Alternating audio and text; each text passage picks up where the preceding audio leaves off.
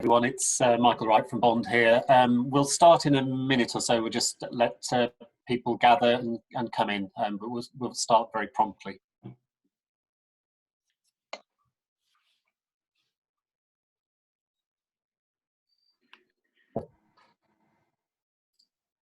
So we will make a start because I think we've got lots to cover and I'm sure you'll have lots of questions.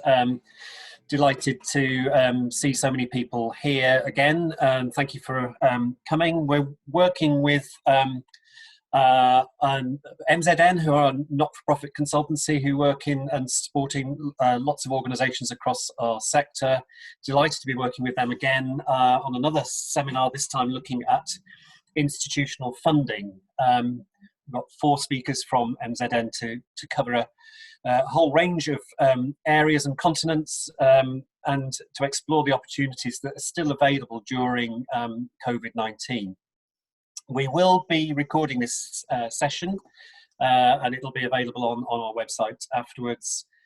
What we'll do in terms of the way we handle the webinar is that we'll have the presentations. If you have questions, put them in the chat box function, and we'll ask the questions to the panelists at the end of the presentation. So I'm just going to hand over to Chris from MZN, who'll take you through the session. Thanks, Chris.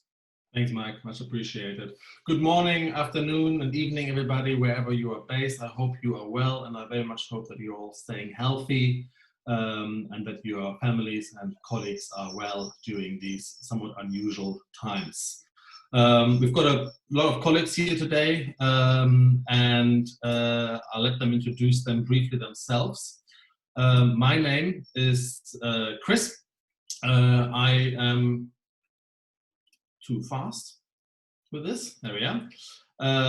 I'm running the MZN International. I look at funding, strategic funding opportunities for our NGO partners, mainly in the EU and in Germany, and then I'll let my colleagues introduce themselves. Joe, do you want to be next? Sorry, I was muted there. Yeah, my name's Joe Nelson. I am the sort of MZN finance consultant. I work with lots of our partners on their financial infrastructure, and I look at funding primarily from the international financial institutions, so the World Bank, the IMF, UN bodies and things like that. Palu?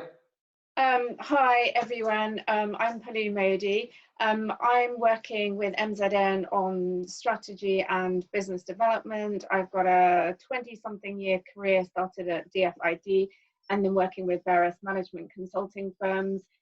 Quite a lot of experience with DFID throughout my career. And over to Michael. Thank you. It's nice to meet you all.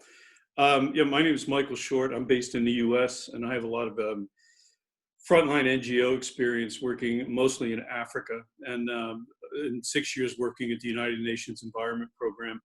My specialty is working with small NGOs to look for and exploit funding opportunities in terms of developing proposals, concept notes, and helping people through the process of registration for particular opportunities. So that's what I've been doing for, I guess, about 4 years now, 5 years now at MZN. I think that's about me. Thank you. Great, and we'll be hearing from all of my colleagues then in the various countries to have a brief look, and there's not much we can do in terms of detail, a brief look at the COVID-19 funding. Just to say that some of us, we are available for slightly longer question and answer time. We have a lot of ground to cover today, and I'll be trying to limit our presentation to 35 to 45 minutes, even though I am German, our timekeeping on this one is going to stretch a little bit. We will repeat this webinar in about 2 weeks as a small webinar limited to 25 people for those who are interested in a briefer presentation on the same topic and then a more conversation-based experience, because obviously in such a large webinar there's only a limited amount of questions we can cover. Good. Brief look into the global COVID funding. We will cover that as well. And these are the 4 talking points today. We will have a brief look about what the institutional donors are doing in response, what are their priorities and strategies, what does it actually mean for contractors and implementers and NGOs, and what opportunities do exist, and how are the current ones that we have are impacted by this. Some of this I'm sure you'll know already, so hopefully we'll connect that knowledge with your existing ones as well. For some of you it might be news or a refresher. Before we start looking at the individual countries, let's have a brief look on who's doing what globally. I find that very interesting. We have gotten this data from DevTracker, the IATA website, the World Bank, and then we put it all together. That is where my analyst heart beats good. And let's have a look first at who is doing what. Now, if you look at the who, it's going to be only 20% or so is done by bilateral government notices. So UK to another country, or Germany to another country, or the US to a specific country. The World Bank is really stepping up here with 18%, and the foundations and private sector are holding roughly about 14% each. Really interesting to note here is that the supranationals, EU, are nowhere near the foundations or the private sector or indeed the World Bank. So that is just another timely reminder here that if we are in an organization that is predominantly funding itself from one source of funding, say individual donors, then that is another reminder that this diversification is really happening during the COVID crisis as well as it is before, and I'm sure after. So this is another wake-up call to diversify one's funding base. What is being funded? Little surprises there. Around 55% of the global 2.2 billion funding pledged as per last week and in preparation is going towards health. Now that can be a huge amount. That can be health sector strengthening, that can be testing, that can be health information, that can be access to health facilities, rural and urban. 20% is going for inclusive development, that's particular in EU and certain foundations, and then still over a quarter is going to other topics. That's very interesting. And then looking at where is it going, this is also interesting, I find. About 50% of the funding goes to only 4 locations across these donors here, with the largest portion obviously being East Asia and Pacific, and West Africa, South Asia, and North America and Middle East closely behind that. All other locations are, none of them are bigger than 10%. They are drifting. They are very, very tightly packed. The North Africa and Middle East is mainly covered by the EU. And obviously East Asia and Pacific is covered by a lot by the World Bank, foundations, and the UK and US. Good, that's the rough global picture. And I think we're now looking at DFID. Hi, thanks, Chris. So many of you already know that DFID is repurposing its programs to be COVID relevant. And we think approximately 60% of programs are going in this way at the moment. We know that there is a cross-Whitehall senior group that is looking at coordinating all of the programs, so DFID and FCO much more coordinated than usual. I understand that DFID is, all the country offices are revisiting their plans during May, so we might hear more post-May of what's going on in terms of programs going forward. We also know that the UK is playing a pivotal role in the international response to coronavirus and has pledged 744 million of UK aid in testing and developing a vaccine as well. And the package of 200 million is going towards charities and international organisations to help these mass infections in developing countries. These are the countries which lack the healthcare systems that we really need to concentrate on. I think the health experts have identified the weaknesses in healthcare systems as one of the biggest risks to the global spread of coronavirus, feeling that, you know, if these countries can't tackle coronavirus, it will inevitably come back to the UK, and the pressure will be back onto the NHS. The pandemic is particularly dangerous for these countries, as I've said, with the weak health systems. And, you know, for example, if you look at Yemen, where 80% of the population are already in need of humanitarian assistance, yet only 50% of health facilities are operational. And in Bangladesh, where they're hosting 850,000 Rohingya refugees in crowded and unsanitary camps, we know that the spread of coronavirus is, you know, even more of an issue. So these countries are also much harder hit by lockdowns and disruptions to their supply chain. So again, you know, these are all areas where, you know, the UK government is trying to help out. The pandemic is obviously deepening pre-existing inequalities, you know, exposing vulnerabilities to certain groups of the population, and also creates particular challenges for women and girls. We've been hearing a lot in the news about domestic violence in the UK, and we obviously know that you know, VOG issues and FGM are even more in developing countries. Next slide, please. Okay. So, you know, over the last few months, we were expecting the forthcoming integrated review and the spending review to give us a little bit more information on the role of DFID and the FCO. With everything that's been going on, this has been postponed, and we're likely to see this in November of this year. I think both of them at the same time, and we'll see you know, what happens in terms of DFID. We've already been hearing that in recent months, in-country DFID teams have been reporting to ambassadors and to the FCO, and that junior ministers have been holding joint DFID FCO responsibilities. So it's quite hard to know where the cards are going to land with ODA spending.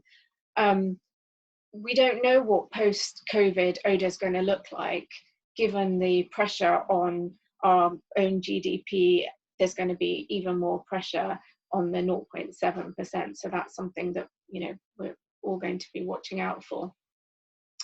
In last week's IDC, the Secretary of State for International Development said that the UK was working as a whole of mission response, that we're going to be much more collaborative, and that the UK is going to use all of the networks from, you know, other countries and partner countries. So, you know, this is good as long as we don't lose DFID's independence. She talked about the short-term immediate focus on humanitarian and health sectors, and obviously the vulnerable. I think the priority areas as we see them at the moment are quality education for girls, poverty reduction, health strengthening, and then also coupled with that, thinking about Whitehall governance, value for money, coherence, better delivery, all of those aspects that we've been seeing over the last few years. And then, you know, moving forward, a kind of longer term plan, focus on economic recovery and growth and helping the poorest nations to be more resilient. She also mentioned that the coronavirus has put back development programming by 20 to 30 years.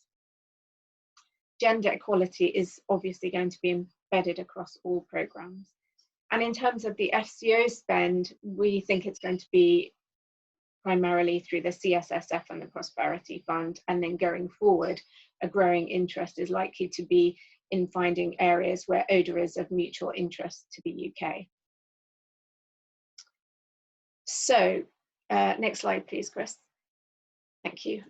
So, thinking about your strategies as grant applicants, I mean, I think this would be something that we can have a bit of a discussion on later. But in terms of accessing some of this funding, you know, we know that the focus is going to be on humanitarian and health and the vulnerable, and that's where a lot of the bond members have particular niche expertise. DFID say that at the moment they're going to continue with the current programme, and that any delays or impacts will be communicated via the supplier portal. We've also been told that centrally managed programmes will still be mobilised, you know, perhaps with a little delay, but, you know, generally on schedule. everyone should continue to use the DFID and FCO portals and development tracker to check their opportunity pipelines. And as approximately 60% of programs are being repurposed, it's important to continue working on your projects.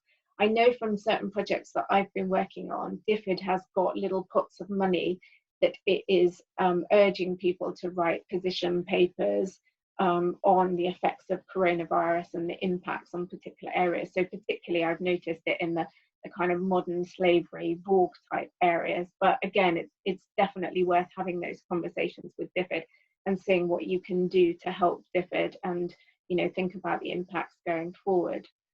As a lot of INGOs have such strong networks in the field, I think it's important to make sure your relationships with partners and networks are strong, and you can use your experience, your track record and your networks and outreach as a leverage for organizations where, you know, a lot of organizations might not have that presence. They might just have it in capitals and at the moment can't really even get there in those remote working. So use all of those opportunities that you can. You'll all be much more aware than I am about the Secretary of State's letter to its supply partners on responding to COVID. The letter is on the Bond website and many of you would have received this. I understand that DFID is reviewing the portfolio in light of the COVID response and certainly concentrating on certain areas that DFID is going to be working collaboratively with its partners, that it's going to be more flexible about payments and milestones. And that's something that, you know, you can definitely speak to Bond about if you're uncertain about any of these. But one of the things that has been reiterated time and time again, both by the Secretary of State and by Nick Dyer, is that standards of safeguarding must be maintained. And finally, in my bit, I just wanted to highlight the importance of using Bond's funding working group, and Zoe Abrahamson, who's on this webinar today, will be able to answer any questions, but she's the funding manager at Bond and can give you up-to-date advice. I think Bond's working group is in touch with many of the touch points at DFID. Thank you. Perfect. Thank you so much, Paolo. That's really good. Let's have a look at the, sorry, there we go. Let's have a look at what's happening across the channel at the EU. Many of you will have seen that the EU has had a large pledge started on 4th of May. Within 2 days, 7.5 billion euros was pledged by the starting countries. And these countries were Germany, France, Netherlands, Saudi Arabia as a partner country, CEPI and organization Gavi. How these 7.5 billion will be distributed is not yet clear, but the EU President von der Leyen has made sure just this morning that those funds need to be collected during this month of May. Whether it will be, we'll see. There is certainly an increased procurement activity through the existing EU framework contracts and through new projects. If you are plugged into the EU framework portal, then you will see that there's a lot more notices coming through. All of them are doing two things. Either they start focusing on health sector strengthening, or they are starting to fight disinformation. That is a key priority of the EU, to fight fake news. On the 26th of March, very, very recently, therefore, the EU established this global initiative on pandemic preparedness and response. That's been a long time in the working, actually, but that's been accelerated.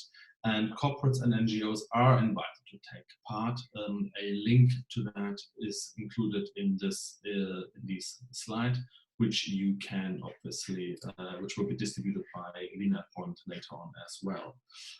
And finally, on the 24th of April, a little before, the EU launched this collaboration, focusing on this shared and equitable global access to innovation tools.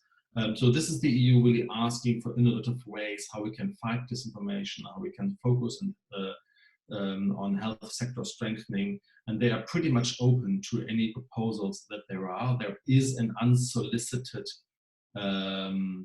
proposal gateway that is being launched, hopefully in the next week, where the EU is prepared to take unsolicited ideas, concept notes of no more than 3 pages, if anybody has a good idea. We are expecting, I'm expecting significant increase in terms of procurements from June onwards. So my advice here would be to get your funding team ready right about now. As with the UK, by the way, the ability to actually deliver to last mile, to actually deliver into these focus countries is going to be key. Now, what does that mean for us? EU funds are largely untied, which means the EU has confirmed pre-Brexit as well that UK INGOs and NGOs will be able to apply. However, it's not always practically so. We have already seen that the EU struggles a little bit on contractual issues dealing with the non-EU entity for legal reasons. So if you can establish an EU partner or go through an EU contractor as a joint application, that will make that contracting stage all the easier. And the EU focus continues to be on not just on health systems, but also on these migration curbing programs. That's an awful word that is being increasingly used, but the support going into the EU external border and into the work into the Turkish and around Syria refugee camps is certainly intensifying. In Germany, as you would expect, we're not making it easy. Sorry, here we go.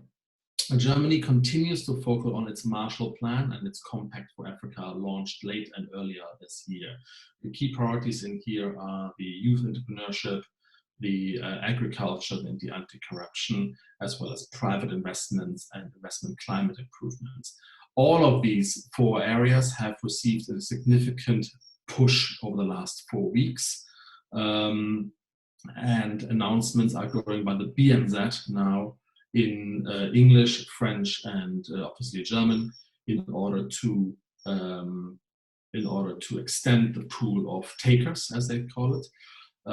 The problem with the German NGO sector, and I'm about to say this, is that it is just nowhere near as dynamic, nowhere near as large as the UK one. So there have been instances where the BMZ, which is one part of the development ministry here in Germany, is basically not getting the sort of applications or the amounts that it needs. Overall, the priorities are continue to focus on health, as they are doing in the UK, combating fake news, and digital vocational training. That digital vocational training comes from the migration focus last year and is being increased as a way to soften, well, or to at least respond to the economic growth that will no doubt come over the summer. There are squads specifically on health sector strengthening squads commissioned by the EU Civil Protection, mainly with German help, that were actually focusing a bit like the UK stability work, where personnel, material, and significant funding is going into specific hospitals and specific urban centers, mainly in North Africa and the Middle East, to shore up these health institutions in the short term. All announcements are now in English, and the link is right there. So once these slides are distributed, you can follow that and read up on them as well. Bear in mind here, small snack, that some of the titles are still in German, and then when you go into the document, there's the English translation. So that is something that isn't quite sorted out yet. Well, that's over to you now, Joe, isn't it?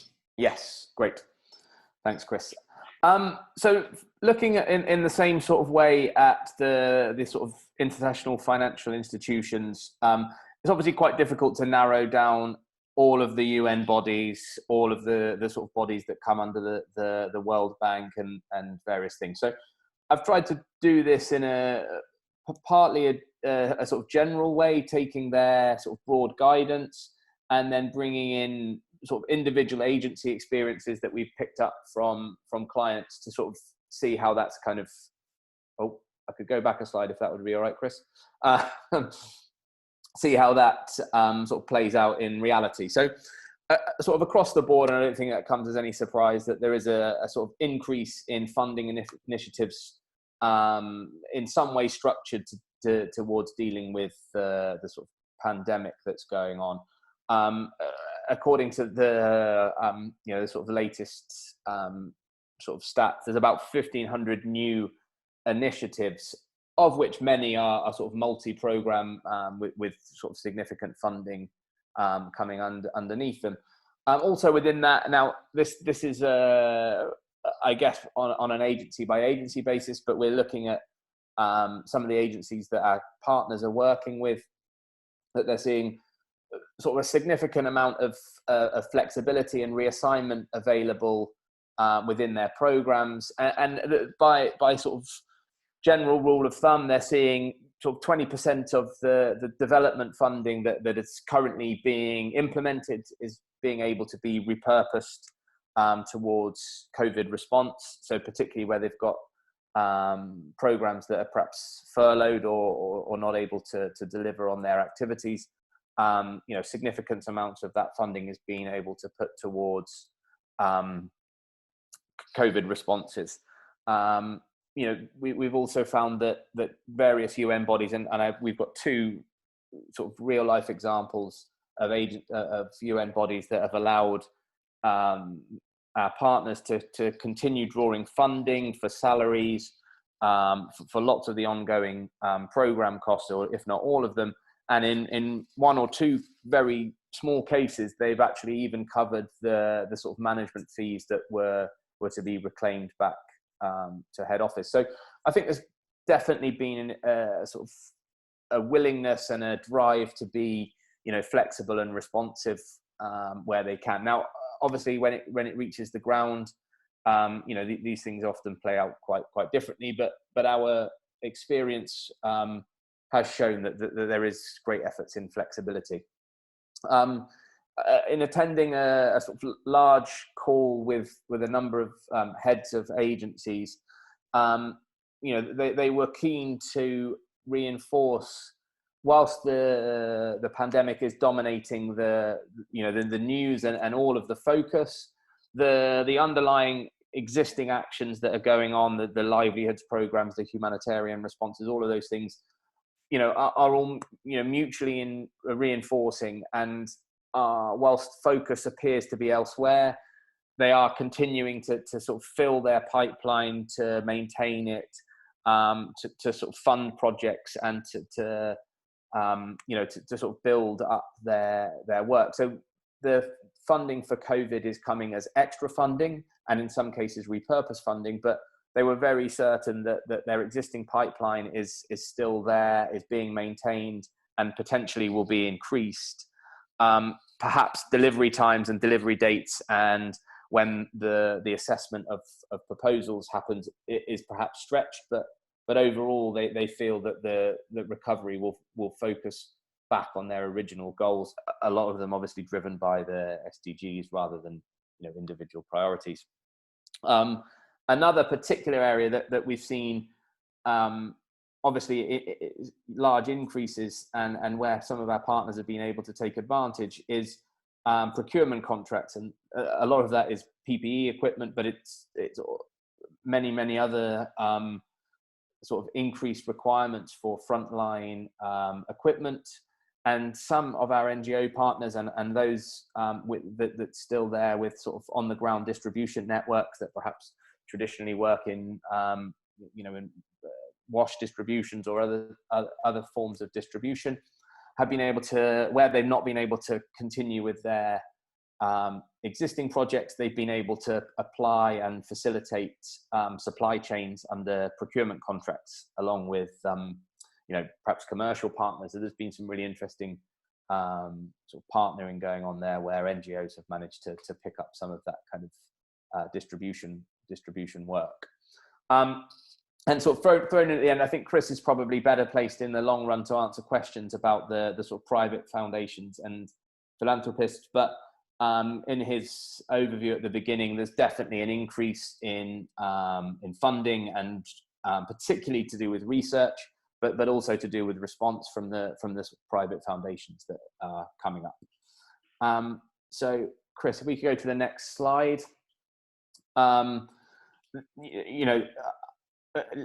Taking all the entities that exist under the sort of IFI banner, we could be here all day discussing kind of opportunities, but I thought a couple of interesting ones that came up was the UN COVID-19 Response and Recovery Fund, which is the sort of huge interagency funding mechanism. At the moment, I believe it's staggered into various windows, and window one really is aiming to fund local government entities, health ministries and things in dealing with the crisis. But windows 2 and 3, the mitigation and recovery is very much funds allocated for the NGO sector and other delivery partners.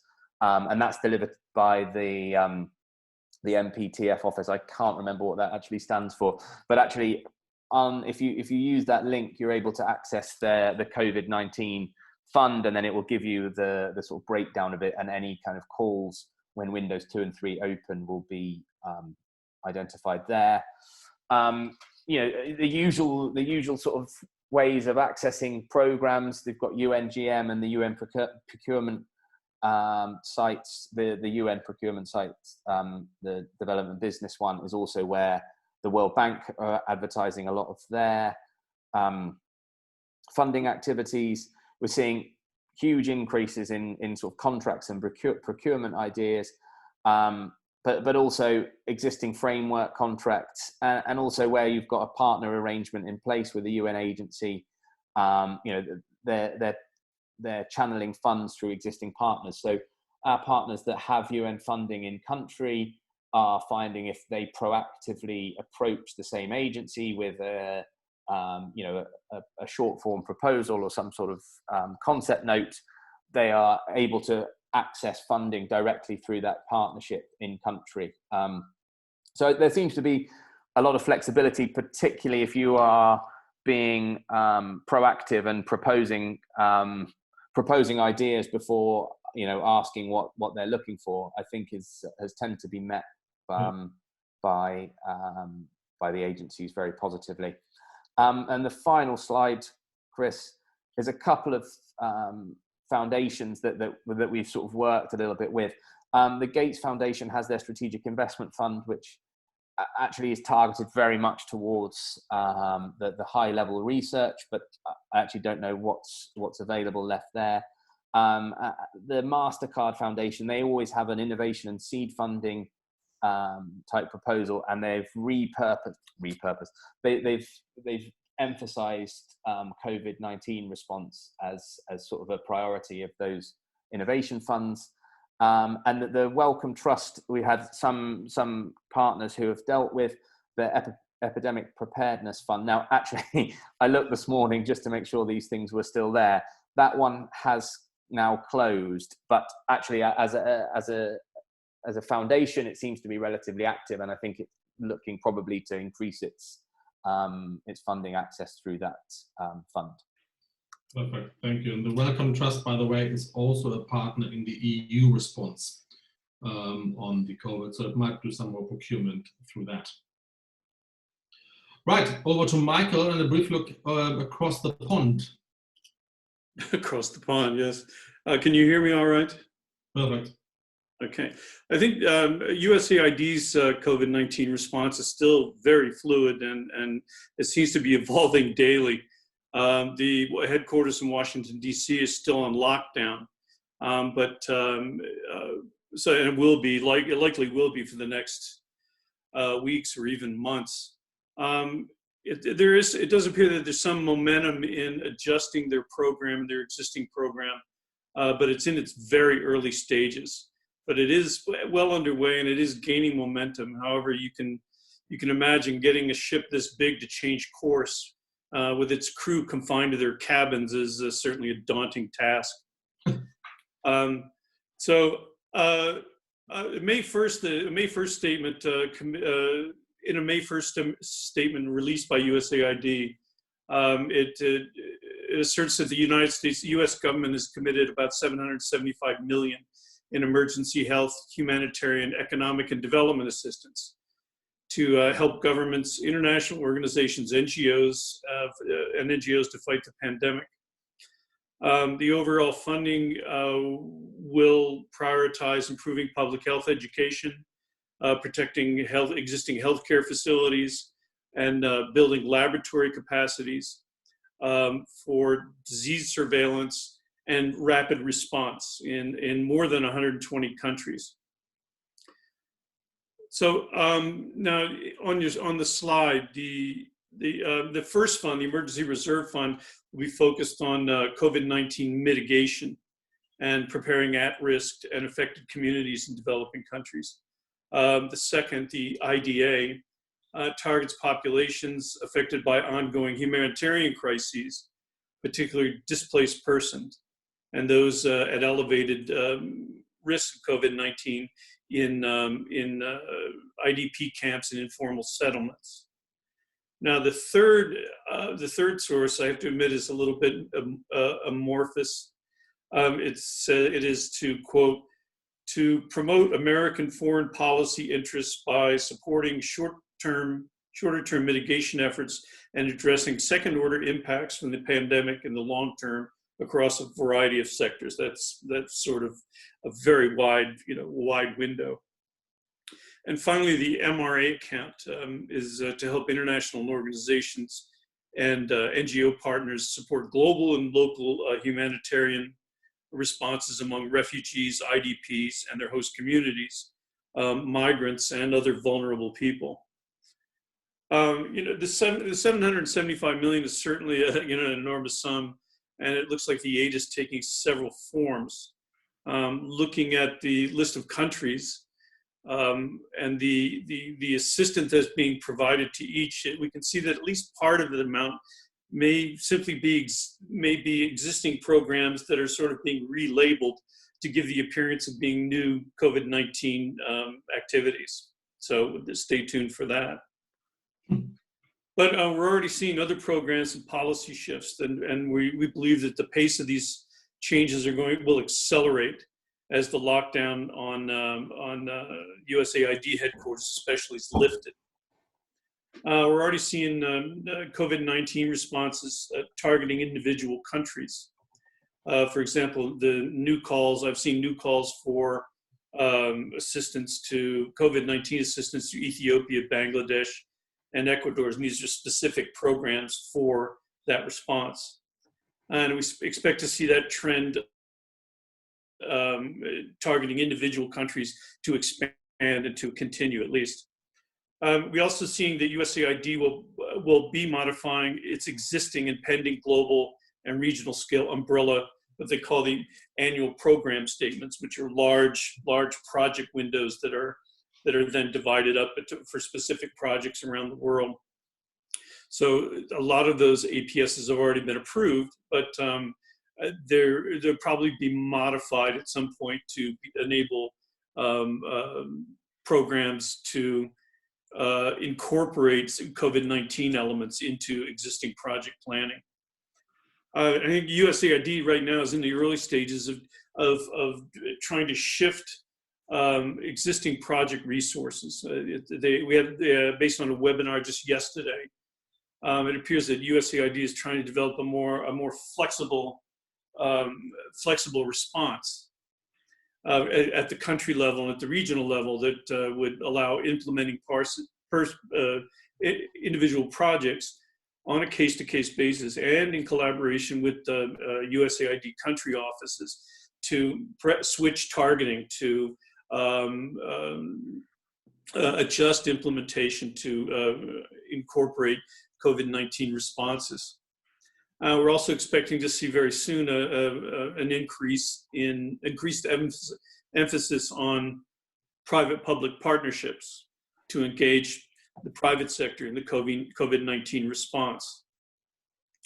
So we're also seeing, which was discussed yesterday in their own webinar, that they are looking to change policies right now to expedite the flow of assistance to countries. They have now what they have called the Expedited Procedures Package that allows USAID the flexibility to implement activities quickly in response to localized outbreaks of COVID-19, and in a way that bypasses the regular competitive bid and approval process. That may be a good thing, maybe a bad thing, not sure.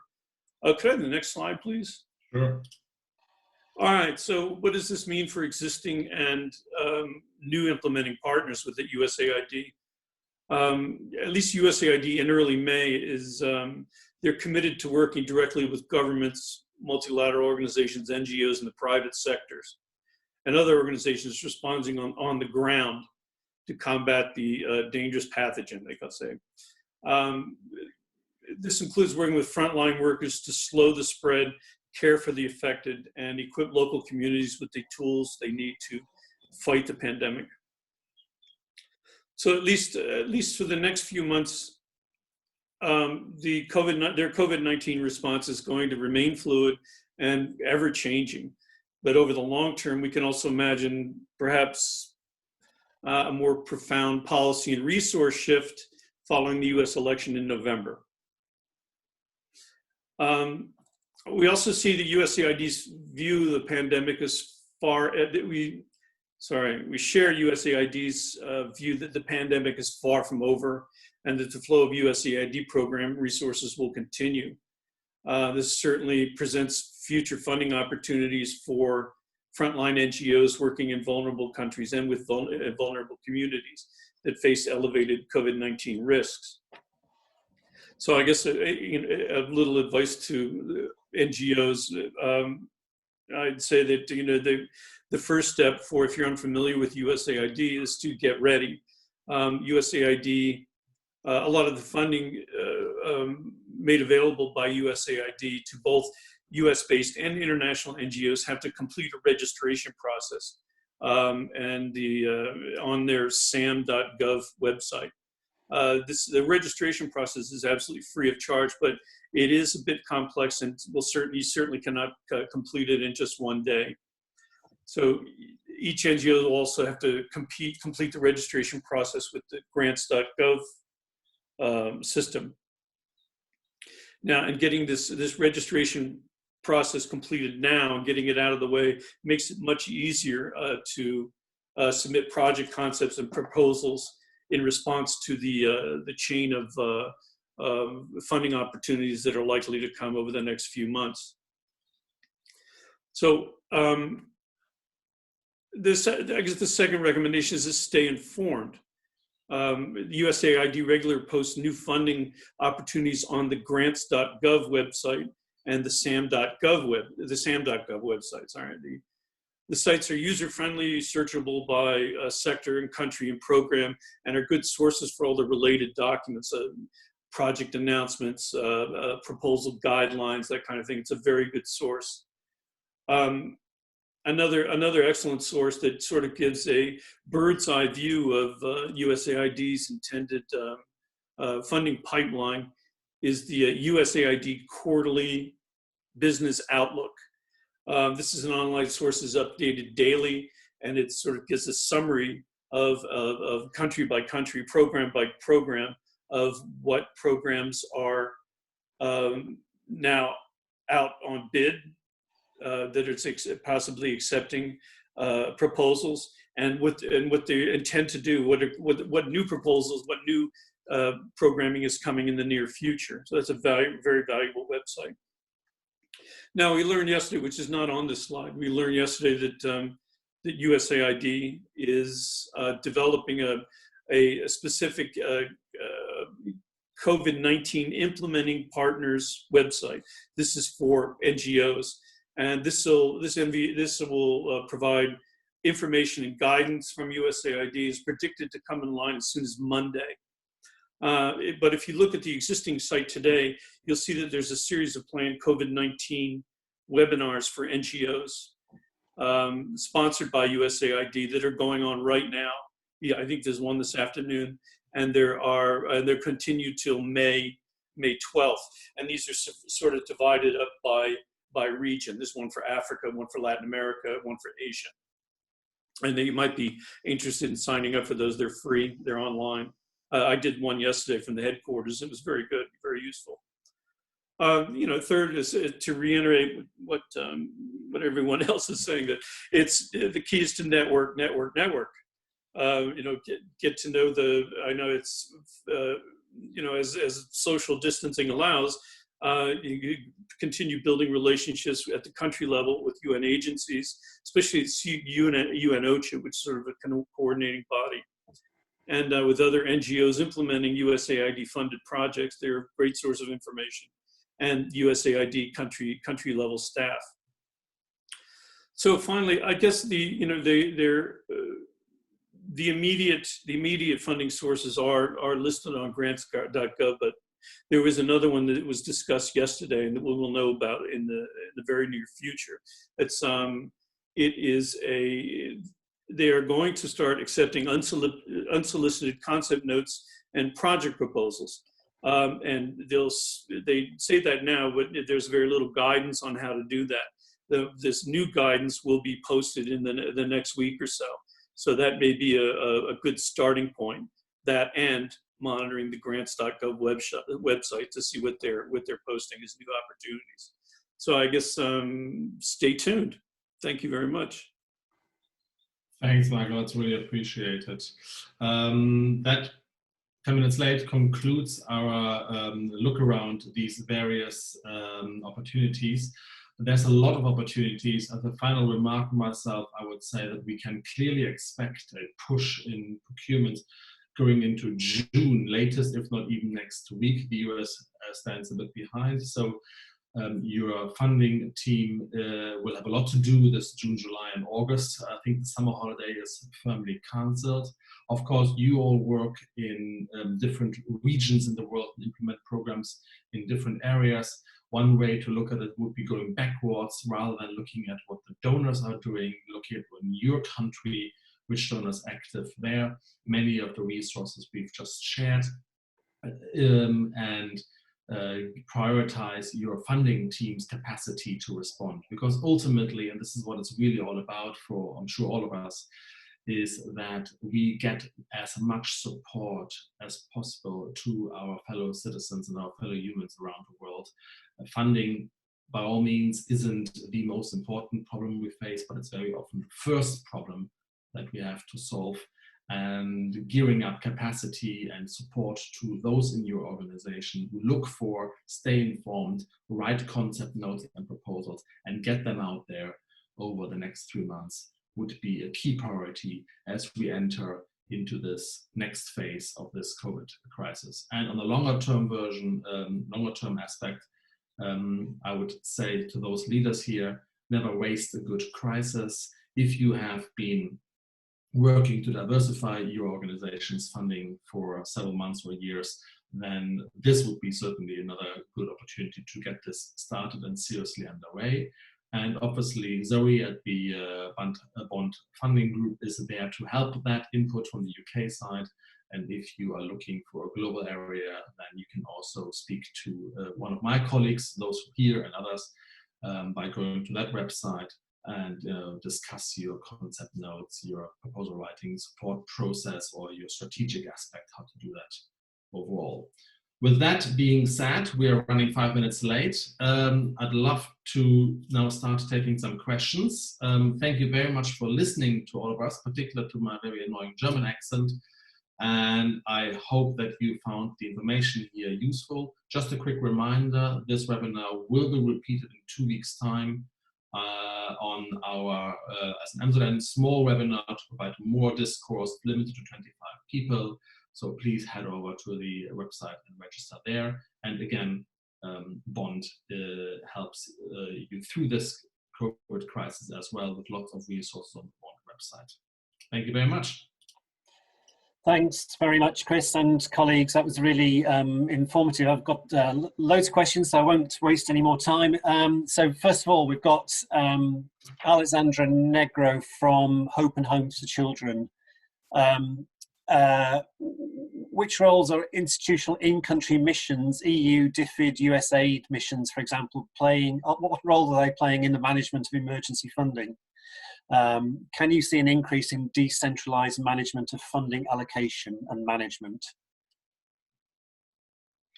From an EU and German perspective, from an EU perspective, yes. I can certainly see that the local EU officers are being given more of a leeway both ways. Number one, of informing Brussels what is needed to allocate branch funding.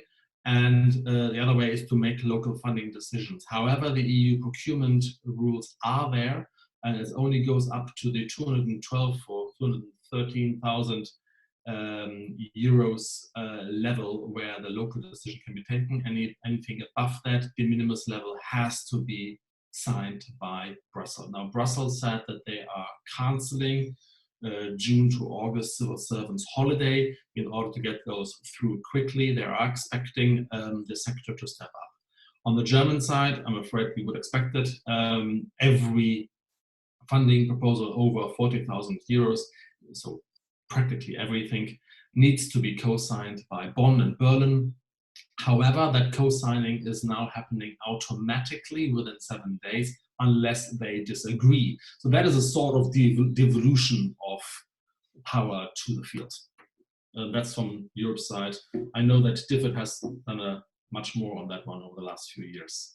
Yeah, I mean, I think DFID will be continuing in the same vein, but as I mentioned, I think the country programs are working on their ideas during May, but they always feed in all of their ideas and their kind of proposals, which go to head office in the usual way. So I think that will be maintained.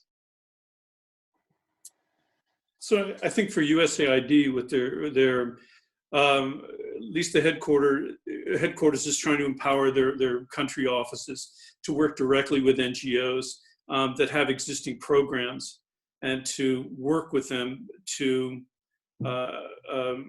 look at their redirect some resources to new activities. They're increasing, they're making it easier. They're relaxing sort of monitoring and evaluation demands and reporting demands. They're being instructed to be more reactive to what NGOs working in the field are telling them where assets are needed. I think they're going to be more dependent on NGO experience and surveillance. So I think that their heart is in the right place, but we'll see whether or not that they can overcome a lot of the sort of bureaucratic and regulatory constraints that they have right now. That might be a challenge for them in the next weeks and months. Great. I've got a question. I think this is probably for Joseph. I think it's Stanislas Bonnet from Humanity Inclusion. I'm curious to hear about opportunities for NGOs with the World Bank, which is one of the biggest contributors to the crisis. Any grants possible, or only country support and procurement contracts? That is a very good question. As it stands at the moment, from what we've witnessed is it's sort of strategic intergovernmental support, and then their sort of standard, kind of consultancy or procurement type contracts through the DevBiz kind of website. There's always lots of discussions about, how they can make their funding more accessible and more open to sort of grassroots entities. But as it stands, I think what we're seeing is an increase in direct governmental funding and an increase in the sort of traditional procurement and consultancy type projects, rather than direct grant funding. That said, I think it's all, you can tell that the couple of sort of people that I've spoken to and a couple of calls that I've listened into, I think it's a bit of watch this space like everything else. The direction could change very, very quickly. But at the moment, I think you're sort of correct in saying that that is where it stands. Just to add to that, as a sort of former World Banker here, the World Bank procurement, which is stepping up significantly, as you rightly say, does issue a lot, as Joseph said, a lot of consultancy, a lot of advisory, a lot of institutional strengthening support, in particular health, in forms of service contracts, so traditional business. There are formally very few limits that allow an NGO to take a service contract.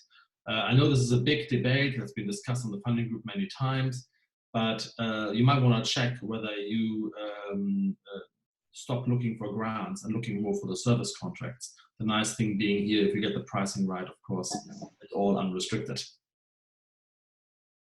Great. I've got a question here for Palu and Jamie Duke from Vision Aid Overseas. I thought somebody would ask this question because you referred to DFID having little pots of money, and she's asking, and the fact that they're asking for position papers on how the pandemic affects organisations' work. Jamie's question is, do you think you have to be a current partner to engage with DFID on this, or how would you advise engaging with DFID on their pots of money? The way I've been hearing about the pots of money has been through programs. So, you know, I know that virtually every program that DFID has been running, they've been asking their supply partners to come up with, you know, impacts, think about repurposing, etc. So generally speaking, I think it tends to be through the programs, and certainly some of these additional bits of money might be because something is, you know, is no longer going to be appropriate and therefore money should go in a particular direction. However, there is no harm in using any of your networks. You know, if you've got a particular idea and you know of particular programs, definitely go and speak to DFID and talk to other potential partners. I think it's very difficult to go over to DFID just generally and say, oh, you know, I'd really like to help in this area and I've got some ideas.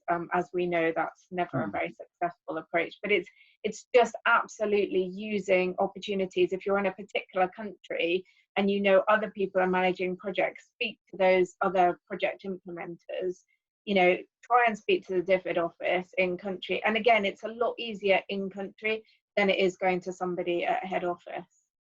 Yes.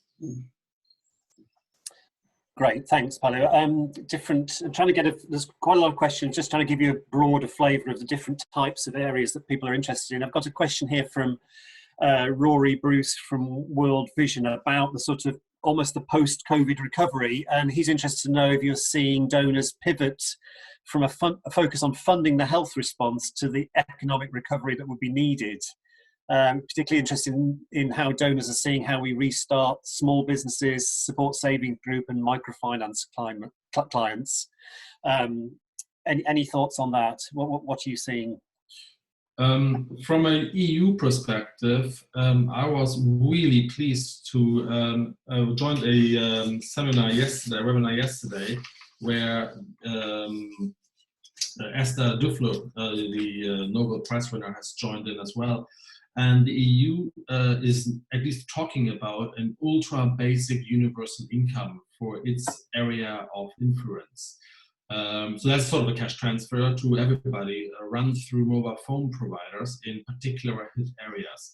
Now, let's make no mistakes, that is heavily migration fear driven, which I think we all here are on a different political idea about, but we could use that fear of increased migration as a result of an economic downturn following the COVID crisis to obtain some UUBI funding. So the EU is talking about this. They have requested informally proposals on that, particular through distribution schemes, particular around Syria, Turkey, North Africa, Nigeria, which is a source country, Afghanistan, which is a source country. In terms of economic recovery, my home state, Germany, has been traditionally big on vocational training and economic support for small and mid-sized enterprises. Bear in mind, though, if you go on the BMZ or GIZ website, you will find less about that, that is Ministry of Finance and Ministry of International Trade and Economy that you're looking for. Their information is sometimes only in German. Unfortunately, however, because it's a very federal state, since Roman empires, Germany is a very devolved state. So if you are looking on the BMZ and GLAD website for this type of funding at World Vision, then you might be disappointed. Check out the other two ministries as well to see how you can contract with them. All of the contracting is untied because it has to comply to EU regulations. So it doesn't matter which ministry you're doing this, the procurement procedure at least is the same. On the DFID FCO side, yes, definitely seeing that post this period, there's going to be more emphasis on the economic recovery and growth and trying to make countries more resilient. I mean, I don't know if people haven't listened to last week's IDC, I think it is definitely worth a listen to. But they had FCO and DFID both talking about some future direction. Great, thank you. Just a question here from Barbara White from Concern about specific fund. Probably one for you, Paulo. The point on the FCO spend through the CSSF and the Prosperity Fund. What about the IMDP? That's the International Multidisciplinary Programme Framework Agreement. It includes the human development and health lot. Is it expected funding for the response will also be channeled through this framework? I mean, I think so. Again, I mean, I was just, because I'd spent so much time talking about DFID, I just wanted to make sure that I was covering the FCO. Hence the specific mention of the CSSF and the Prosperity Fund. But yes, I think so, definitely. And DFID is still releasing a lot of documentation about the different frameworks. So yeah, I think the IMDP is definitely one that it's going to continue running through.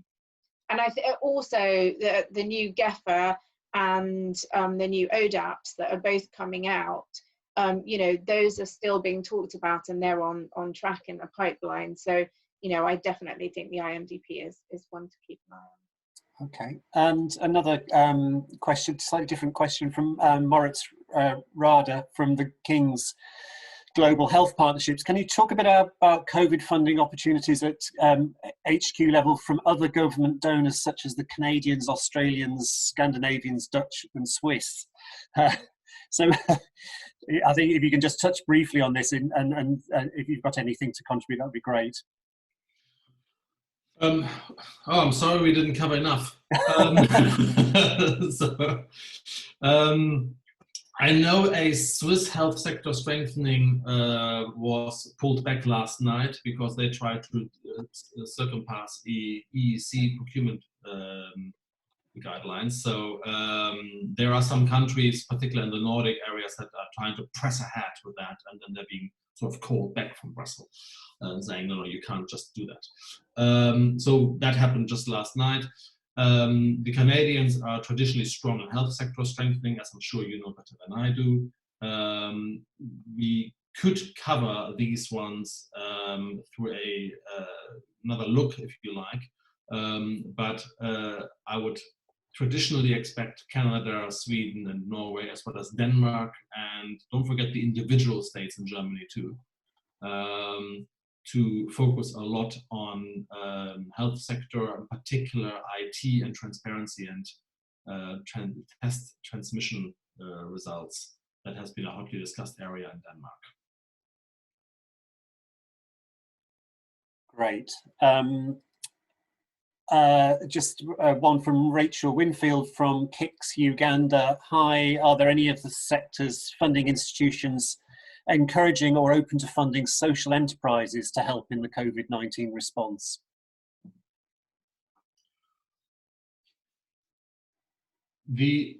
I mean, Joe, maybe you can just talk from a UN point because it might be slightly different there. But in terms of EU, Germany, and I'm sure Paulo will may say something similar about the UK, the form of incorporation, whether you're a social enterprise or a for-profit company or an NGO, is largely neutralized these days, at least in the unless you are applying for a grant only. Some grants are preferred for NGOs. So when it comes to social enterprise, there's a lot of opportunities, certainly on the World Bank website, as well as on the KfW, which is the Development Bank, or the European Investment Banks.